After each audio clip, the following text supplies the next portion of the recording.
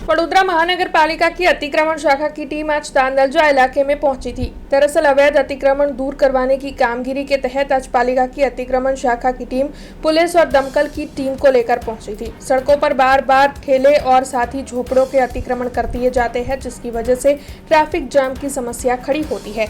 ऐसे में आज पालिका की अतिक्रमण शाखा की टीम की ओर से जेपी रोड पुलिस थाने से लेकर तांदलजा गाँव तक के अवैध अतिक्रमण दूर करवाए गए और इस दौरान दमकल की टीम, पुलिस और जीबी की टीम भी वहां पर मौजूद रही। आपको बता दें कि इस बारे में अतिक्रमण शाखा के इंस्पेक्टर चिराग शाह की ओर से ज्यादा जानकारी दी गई।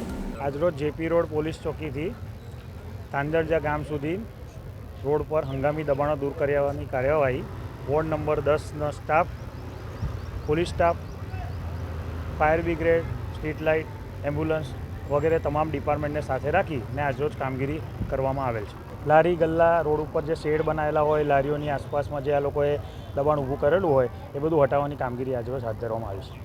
हमसे जुड़े रहने के लिए हमारे YouTube चैनल को सब्सक्राइब करें और नई वीडियो की नोटिफिकेशन के लिए बेल आइकॉन को दबाएं।